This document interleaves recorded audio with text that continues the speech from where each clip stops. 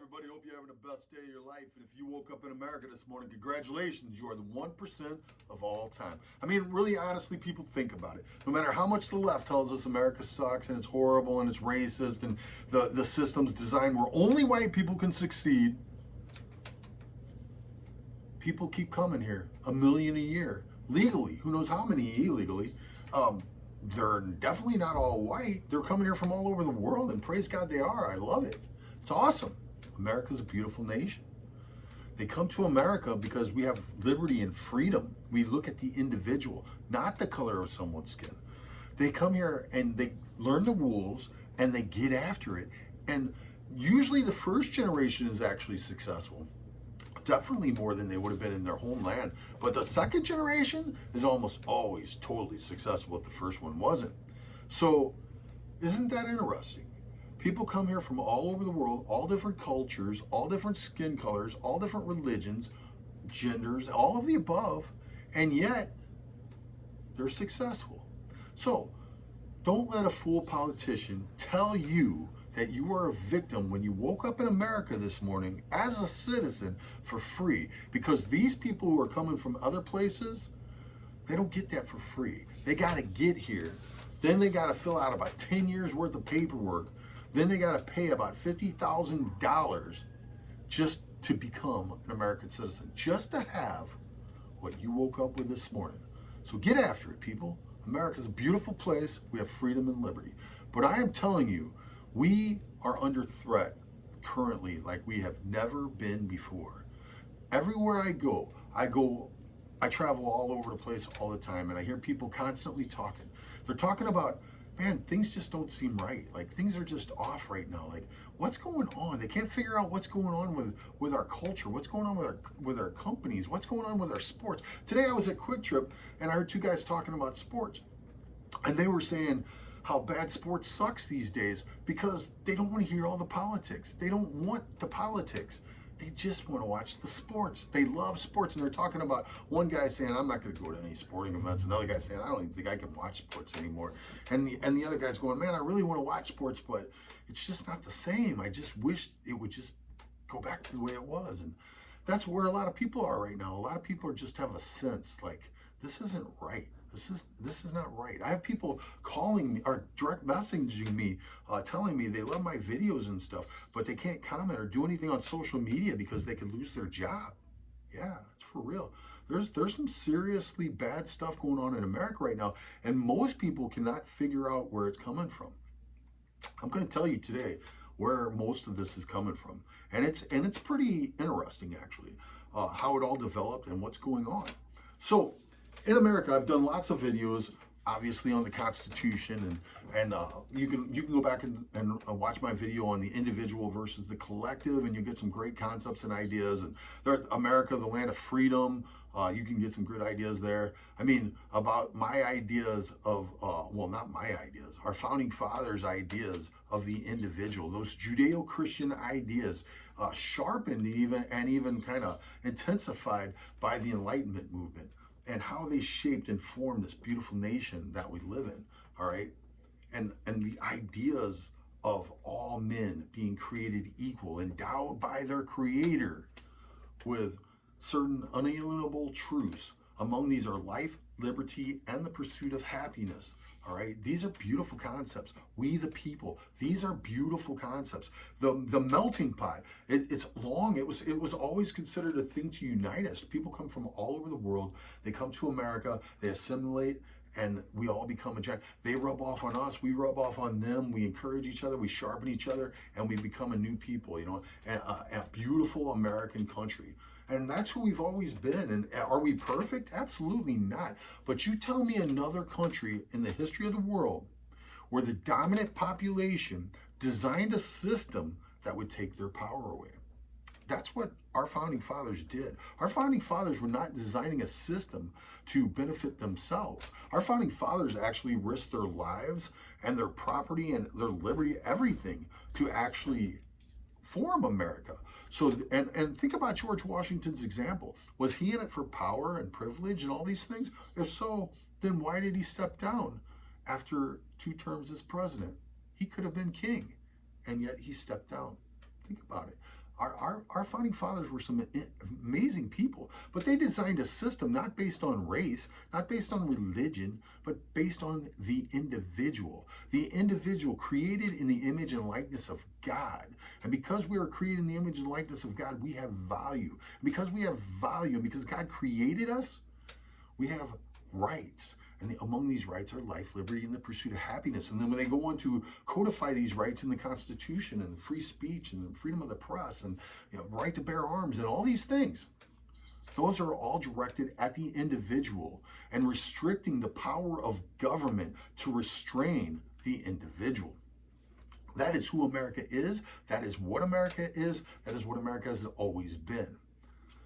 But now, there's a different worldview.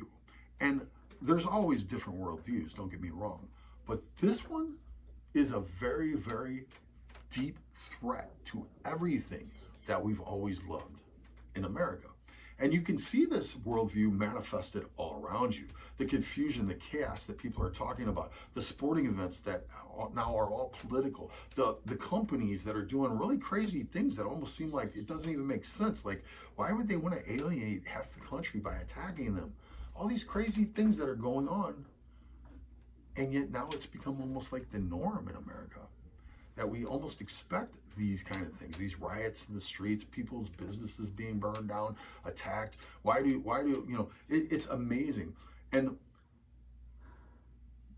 there's a reason for all this. But I'm going to take you back in history because almost everything always needs context. And the context of this one is, well, first of all, you guys remember how the left completely lost their marbles when Donald Trump won in 2016. No one saw that coming. No one on the left saw that coming. They lost their marbles and they emotionally just broke down. I mean, honestly, I'm pretty confident that there are pretty many people on the left who are still undergoing counseling because of what Donald Trump did to their psyche, all right? In winning that election, they just didn't see it coming. Well, something very similar happened in the 1980 election and the 1984 election.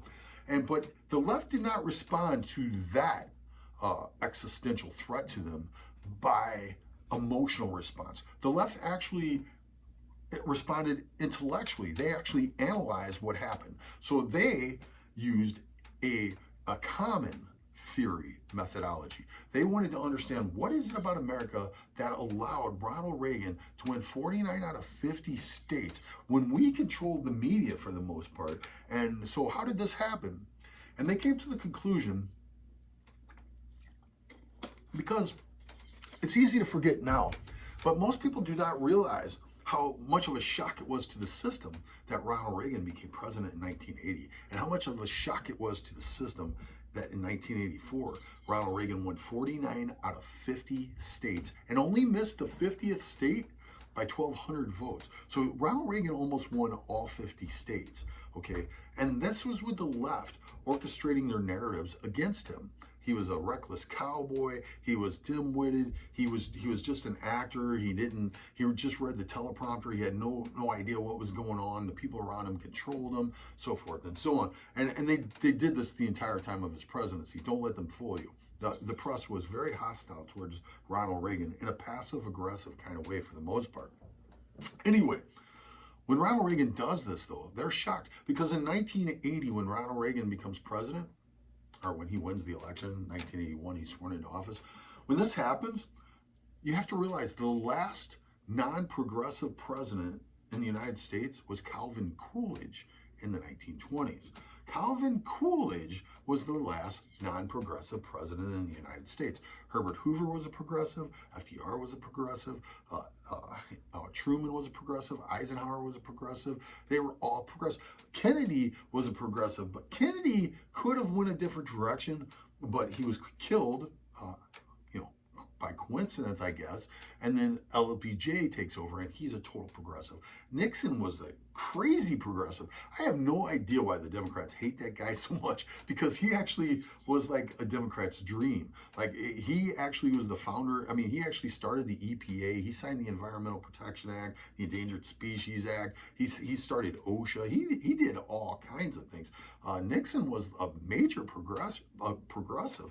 And then after Nixon, you had Ford, who wasn't really elected. He was just kind of a placeholder. Then Carter gets in. He's a liberal progressive. And then Ronald Reagan is elected, and this shocks the establishment.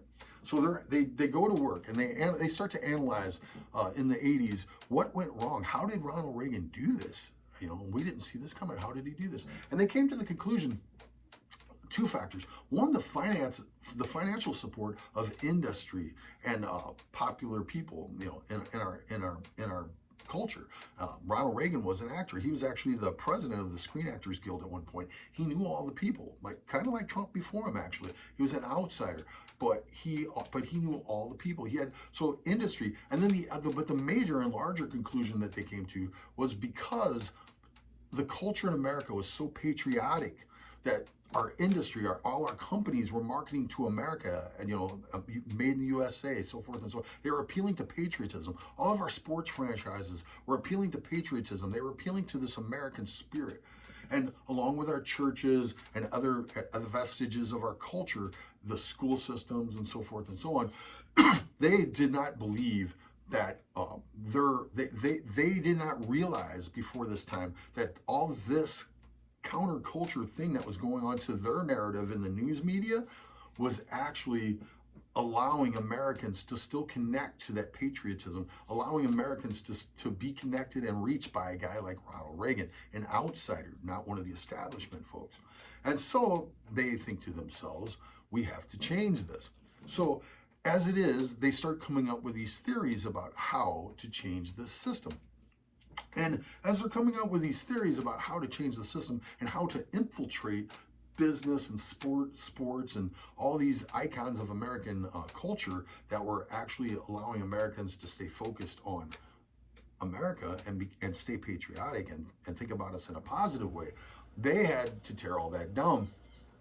So this correlates to the fall of the Soviet Union also. So as we enter into the 90s, the threat of communism externally has collapsed.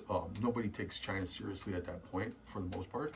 And so we enter a period where we just kind of let down our guard and we don't think about it. And throughout the 90s, the left implements their strategy. And their strategy is to infiltrate companies and every company, sports franchises, major league leagues, you know, NFL, NBA, MLB, so forth and so on. All these, NASCAR, all of it. Infiltrate it all. Infiltrate, you know, Goodyear, infiltrate Ford, GM, Microsoft, all the companies, all the major companies. Your little company, I guarantee you. How did they do it? They did it through the HR department. Human resources, that's how they did it. So in academia, they started coming up with all these crazy social science degrees. And these social science, it is not science at all. There's no scientific method to it at all. There's a guy named James Lindsay and a couple of his buddies that put together, they just threw together like 20 papers, and 7 of them were peer reviewed and actually published, all right, as like legitimate stuff. And these guys literally came up with their conclusions first and then just threw in a bunch of gobbledygook behind it, and it was actually accepted, peer reviewed and accepted and published as legitimate. That would be impossible to happen in any hard science. That could not happen. It would be absolutely impossible. But they exposed the social sciences for what they were, gobbledygook, just nothing. But here's what happened. The left used these social sciences degrees, and they started putting people in these companies through their HR department. So these people would have a degree from whatever college, a prominent college it may be. The HR department would hire them, and then from that point, they started using their social science degrees to change the culture of these companies and the hiring and firing practices and setting the standards, community standards for the companies.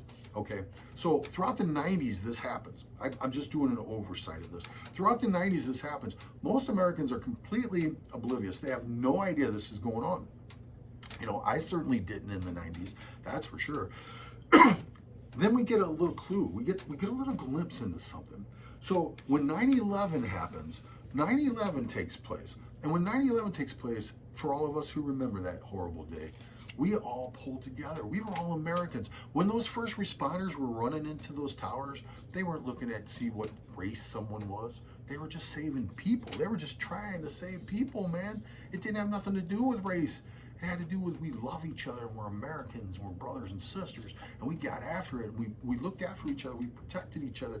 We became patriotic. We went to church in record numbers, and we kind of got back to the basics, and just like songs like Alan Jackson's "Where Were You When the World Stopped Turning," they just rocked our world, man. We just reset the buttons and we got back to America. And you saw so many American flags. I was driving around with 2 of these bad boys on the back of my truck for weeks after 9/11, and I wasn't alone. There were so many other people out there doing the same thing, right?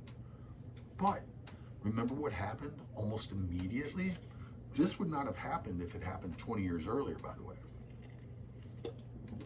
Almost immediately, the backlash starts. The left's investment into our companies, into our culture, into our sports, into everything pays off, because a counter narrative comes up almost immediately. Religion, that Islam is a religion of peace and forgiveness. All of a sudden, out of nowhere, we get attacked by fundamentalist Islamic terrorists. They kill so many Americans, it's insane, in the towers and the Pentagon and on that flight that went down. And all of a sudden, this weird message starts. It's like this obsession with Islam is religion of peace and forgiveness. Islam is religion of peace and forgiveness. And for all of us alive at the time, we were kind of scratching our heads and we're going, yeah, well, that's kind of weird, because I could have swore I just saw those guys actually fly planes into our towers and kill all of our citizens. And anybody who's a history major like me knows the history of Islam, one of the greatest military conquests of all time. I mean, the generation after Muhammad died is absolutely genius in how they went about the conquest of North Africa and Spain and modern day Iran and Iraq and all these. I mean, it was one of the greatest military conquest of all time, and yet for politically correct reasons, nobody ever talks about this military conquest. But anyway, so those of us who know history, we're scratching our heads. Why are they saying this? It didn't make any sense. Looking back, knowing what I know now, I see what happened. The left had invested into the HR departments. So now you were just seeing, it wasn't completely established yet, but you could see the first beginning hints of what they were trying to accomplish here. A counter narrative, not to draw us together as Americans, but to separate us, according to race and religion, or race, gender, religion, so forth and so on. They had this desire to separate us. And so they did. Anyway, now the dilemma that we're in is it's 20 years removed from 9/11 for the most part. And they've had 2 more decades to bury deep into our culture, into our companies, into our sports franchises, into our leagues, into everything, into our colleges, into the colleges that teach teachers, into our school systems. They've buried deep, all right? And now here's the thing. That in itself, just having classic liberals in these situations would not bother me all that much. I probably would still feel disadvantaged about it, but I would not be that bothered about it, because classic liberals, for the most part, were just people that had the same worldview as me. They just disagreed on how to accomplish what they wanted to accomplish. So they wanted to make America a better place. They just thought the government was the power and the entity to do it. And people like myself felt like and feel like it's the individual. It's our responsibility individually. I personally am my brother's keeper, all right? Not to be compelled or forced by a government to do something, but doing it of my own free will. Anyway, that's not who took these places over, though. During this time, well, critical theory had been around for a while. Actually, it is actually based in Marx and Engels way back in the day, and then later on, Marx and Engels they had a philosophy where there was a dialect where there's a battle between rich and poor, the bourgeoisie and the proletariat, the rich and the working class. And Marx and Engels predicted that there'd be a revolution, because what was going to happen is the poor people were going to see the rich people, and they were going to want to have all the things that the rich people had, and that they were going to rise up and revolt and tear it all down so that they could have what the rich people had. inequality wasn't fair, all right? But that never happened. And so that left the Marxists just kind of scratching their head. So this new neo-Marxist comes out, and this neo-Marxist philosophy basically wants to figure out what Marx got wrong. And what they determined was the reason why people, the lower class compared to the upper class in their minds, were not revolting is because the upper class had manipulated them into not letting them realize that they were really unhappy. The upper class actually gave them decent housing and decent schools and decent culture. They could go to football games and baseball games and boxing. You know, they could see all these different sporting events and theaters and whatever. And so they were content with their lives and they didn't revolt. And Marx missed this. He didn't see it. And the neo-Marxists concluded that if we ever want to have a revolution, we cannot allow the working class to be manipulated like this. So it's a really interesting way to how we got to this thing we call critical theory today. James Lindsay has some amazing insight on this, so look that guy up and check out his thoughts. And I mean, he really gets extensive and deep into it, and it's incredible. He actually has a basically it's the equivalent of like the Urban Dictionary, but he actually has the critical theory dictionary for vocabulary. It's very interesting. You'll have to check it out. Maybe I'll put a link onto this video. Anyway, though, critical theory. So here's the problem. In common theory, all right, so common theory is what the Democrats did, what the leftists did in the 1980s. The leftists looked at the system, said, what is going on here? How did this happen? What did we miss? Oh, that's what happened. Let's correct that. Let's fix that. And we're going to make this thing work for us. That's common theory. Critical theory is completely different. Critical theory does not care how something works. Critical theory doesn't care about how good something has worked out in the past or anything like that. It doesn't care about how it works. It doesn't care about any of it. Critical theory is only looking at one thing. Critical theory is looking at the places where there's inequality. If there's inequality in results in any place, then by their definition, by their worldview, then that means that there is inequality in opportunity. That there's something that's put on the scales that makes opportunity not equal, which then produces inequality in results.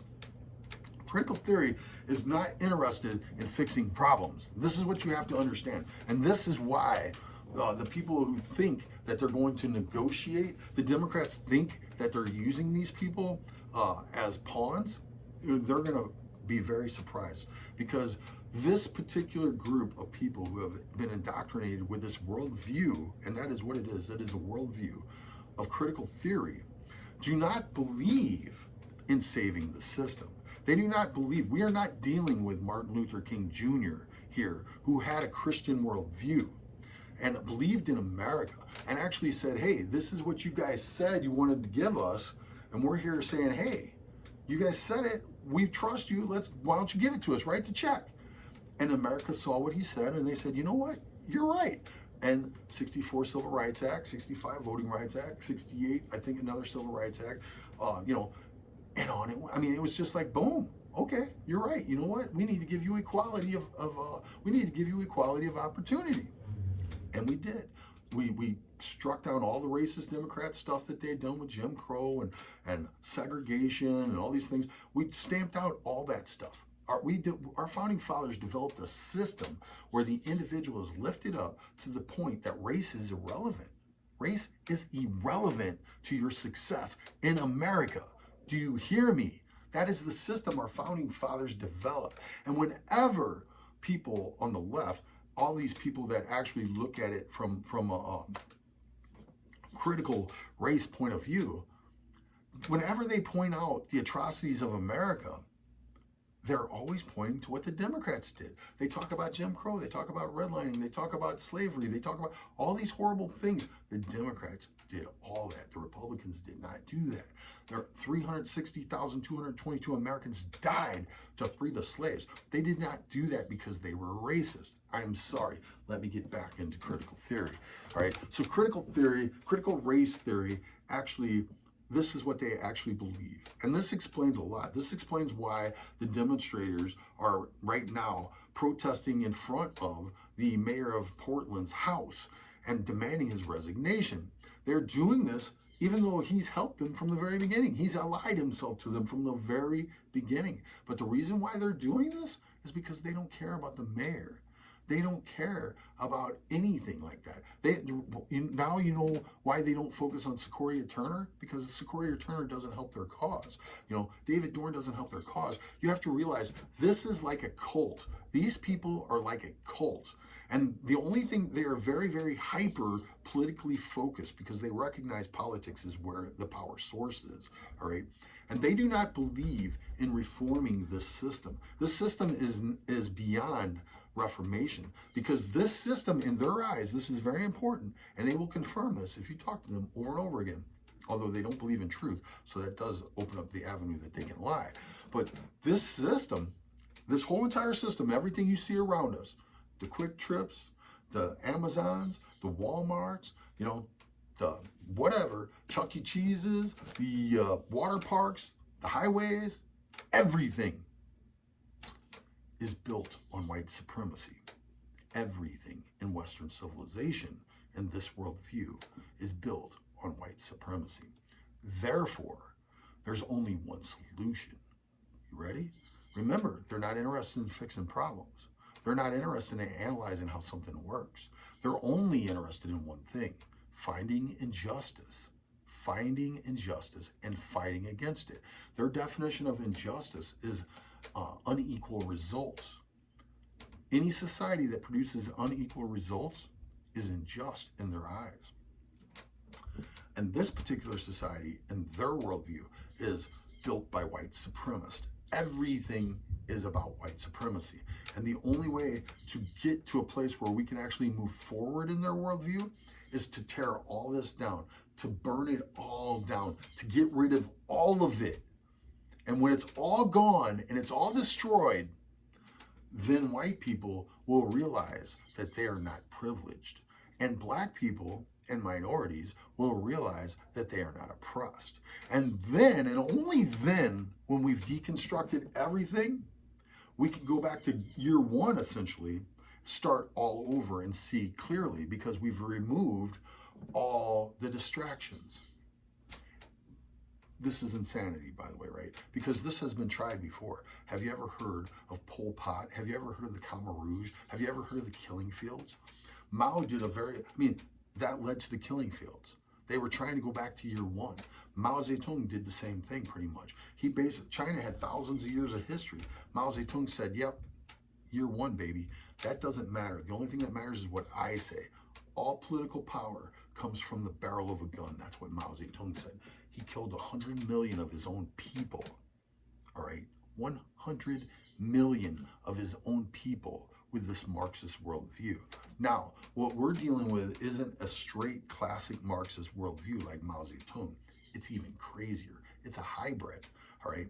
If these people actually get power and have their way, there will literally be hundreds of millions of dead Americans. I'm telling you this. This is the way that these things go. That Lenin, millions of Russians dead. Stalin, read about the kulaks.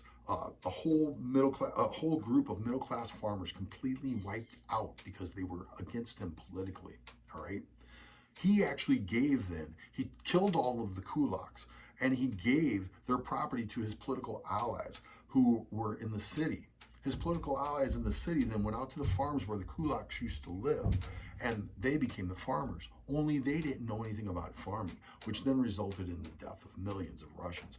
People have this idea that we can somehow incorporate this worldview to where the only thing that really matters is who the victims are and who can be the greatest victim so that they can have power. It's a power struggle constantly. Every relationship in this worldview is a power struggle. But the thing is, if this is what we're all focused on, who's going to farm? Who's going to bring the products to market? How are the supply chains going to keep supplied if we're burning everything down? This is serious stuff. And let me explain to you why it's so serious. Because what you see going on in Major League Baseball, what you see going on in hockey and the NHL, what you see going on in the NBA, what you see going on in the NFL, what you see going on in NASCAR, what you see going on in all these corporations have been taken over by this worldview. These corporations are no longer American for the most part. These corporations do not believe in the individual any longer. They do not believe in the Constitution. They do not believe in truth. All right? They do not believe in truth. This is all wordplay for them. This is all a power struggle. Everything's always a power struggle in their mind. Everything is hyper political. These people, this cult, is hyper focused on politics. That is why why they put themselves where they put themselves in our government. They are throughout the deep state, so to speak, the bureaucracy in our government. They are throughout the colleges. They are throughout the colleges that teach our teachers. They're throughout our education system. They're throughout all of our sporting teams, our leagues. They're throughout all of our companies. Every place with an HR department has pretty much been taken over, and a lot of our churches.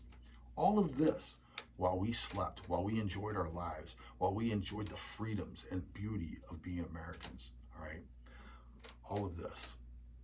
They literally, this worldview is completely diabolically opposed to the Constitution. They do not believe in the individual. So when we believe, we hold these truths to be self-evident, that all men are created equal, that we're all equal and we're all individuals and that God created us. They do not believe that. They do not believe in the individual, and they do not believe in the commonality of humanity, that we all are one, that all humans are just basically one, that we all descended from the same ancestors. They believe that the building block of a society is race. They actually, if their ideas were implemented, white people are always racist. That's what you got to realize. Now, the way that they would remove white people from being racist, you have to understand their definitions. Racist and there is a representation of the power structure itself. So you can be prejudiced as an individual, but you can't really be racist because you don't have the ability to enforce a power structure. But because everything around us has been built in their eyes by white supremacists, they think that white people uniquely can be racist. They cannot be racist. Now, here's the other factor. You say, but what about people who are black who do not agree with them?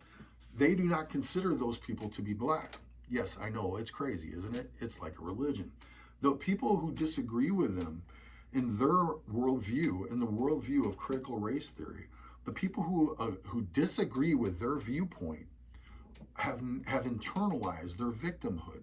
So the white people subconsciously have internalized their dominance, and the black people who love America, who support America, who do not buy into this, who believe in the individual, who believe in freedom, who believe in liberty, who believe in God, who believe in truth, these people, in their worldview, in the worldview of the critical race theorists, these people are actually not black. They are not black. They've internalized their victimhood, and that therefore they do not represent black people when they talk, or for that matter, any minority who internalizes their victimhood. So what you have to realize about the craziness of this view is that they believe that all black people have one experience. It's crazy. They don't believe in the individual. All black people have one experience. Your experience has to fall within the parameters of their orthodoxy, their critical race theory orthodoxy. If your experience as a black person or as a person of color does not fall within their prescribed orthodoxy, then you are not a person of color. You are not black. It's insane. So in their worldview, we should not listen to Martin Luther King Jr. when he said, I have a dream that my children would live in a place someday where they'd be judged by the content of their character and not the color of their skin. That is blasphemy to these people. They believe that that is Martin Luther King Jr. internalizing his victimhood. They would not believe in Booker T. Washington's ideas about race. Doesn't matter about his success. Doesn't matter what he accomplished. Doesn't matter how many people he helped. Same thing with Martin Luther King Jr. It's all irrelevant. They don't care about how things work. They only look for injustice and equality. So they would say that Booker T. Washington also internalized his victimhood, and that his opinion and his thoughts were not justifiable, that he actually should not be listened to, all right? And the same thing about someone like Frederick Douglass. Their opinions are not valid because they internalize their victimhood. This is insanity. I mean, but this is what we're dealing with. I mean, sincerely, this is what we're dealing with.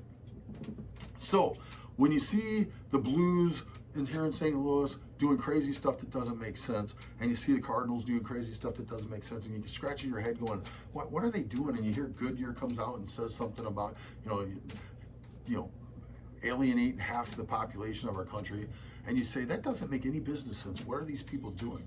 What they're doing is being controlled by their HR departments, and the HR departments are being run by people with a critical race theory. Well, they've got a critical theory in general about all kinds of topics, but we're specifically talking about critical race theory today. So hopefully these thoughts have been able to teach you something about what's going on. Hopefully now you're going to be woke, and you're going to see, oh, by the way, the black people who do have a voice, who are actually quote unquote woke, who are keeping it real, they all have the exact same story of oppression in America. If you don't have that story of oppression in America, in the minds of these people, you are not actually black or a person of color. All right, in their minds, you've actually internalized your victimhood, and you are a victim, and you have no credibility whatsoever. The people who are keeping it real, so to speak, the people who are woke, who get it, these people all have the same story of discrimination and racism and prejudice and things like that. So this is a very, very interesting time we live in. I'm hoping that enough Americans will actually wake up and see the writing on the wall, stand up, speak up, stop being afraid, and start having that American spirit of individualism and meritocracy, and actually that American spirit of seeking the truth. Because the Bible tells us that you shall know the truth, and the truth will set you free. The Bible clearly tells us that there is God, a creator. These people do not believe in God. These people do not believe in truth. These people do not believe in the individual, all right? This is a huge problem for anybody who claims to be a Christian. You cannot be a Christian and follow critical race theory. You cannot be a Christian and follow critical theory. The two are in conflict with each other. But in their world, of course, it won't be, because in their world, 2 + 2 doesn't equal 4. And I'm not joking about that. In their world, that is a white supremacist concept. Everything's all white supremacy. Every relationship, every interaction is a power struggle. And that's how they see the world. There's nothing positive, nothing good about this, and we need to fight it with every bit of our being. We need to be praying. We need to be electing people who are going to shrink the size of this government and reduce the power of these insane individuals over our lives. They still may believe what they believe, but they will no longer be in positions of authority and power to inflict the rest of us with their crazy ideas. So someday we can get back to America, so the people out there working in corporations in America can like and subscribe and say any damn thing they want on whatever they want, and it's nobody's business but their own. All right, it's called free speech. These groups don't like free speech, because free speech leaves room for people's feelings to be heard. This is another thing you have to understand. Ben Shapiro's famous for saying, my facts don't care about your feelings. The social justice warrior who looks at the world through the critical race theory would actually say, my feelings don't care about your facts. They don't believe in truth, so they don't care about your facts. The only thing that matters to them is how they feel about what you said. So if you say something, even if it's true, that they feel is offensive, they consider that to be violent. That's why they say words are violence. They consider that to be violence, and they have a justification in their worldview to assault you at that point. So be aware, and when you're dealing with these people, don't be surprised when they do crazy stuff. All right? This is critical race theory versus the Constitution. I will take the Constitution. I will take the individual. I will take meritocracy. I will take the country that sent men to the moon. I will take the country that fed more people, that lifted more people out of poverty than any other country in the world. And by the way, that would actually probably be China and India today. But you know what country fueled all that and made it possible? America. this capitalistic country, the ideas of capitalism, the ideas of the individual, the idea of liberty and freedom and justice for all, the ideas of Martin Luther King Jr., that is who we are as Americans. We are not this insane cult of critical theory, critical race theory. This is an insane cult. They believe insane ideas, and I'm telling you, people, stand up, educate yourself. I'm gonna put some links on this video. James Lindsay's an awesome guy to listen to. There's a ton of them out there though. We're talking about this stuff. And you know what? If you're a person that actually has a lot of knowledge and you're confident and that you know what you believe, read books that are actually on the other side of the equation. Right now, I'm torturously reading White Fragility, and it's so funny, the things that they think are going to trigger me. I'm laughing at this lady because I'm like, those don't trigger me at all. Like, those trigger you because you were a racist. The lady it's a white rich lady, okay, who's a self-proclaimed racist, writing a book about white fragility. I guess this is some kind of like a Catholic thing, and I'm sorry to my Catholic friends out there, but this is kind of like say 5 Hail Marys and Father forgive me or whatever, I mean, it's sorry about that part. I don't know a lot about I haven't thought about my Catholicism theology in a long time, so I apologize for that. But that's what it's like. It's like, by doing this, like, she's somehow like doing a penitence, like she's doing penance or something, like she's actually paying for her sin of racism in her own mind. But you cannot, we are all individuals. This lady is talking about in terms of all white people are this and all black people are that and all brown people are this, and it's insanity. This is not America. We cannot allow that to we cannot allow that to happen. We are free.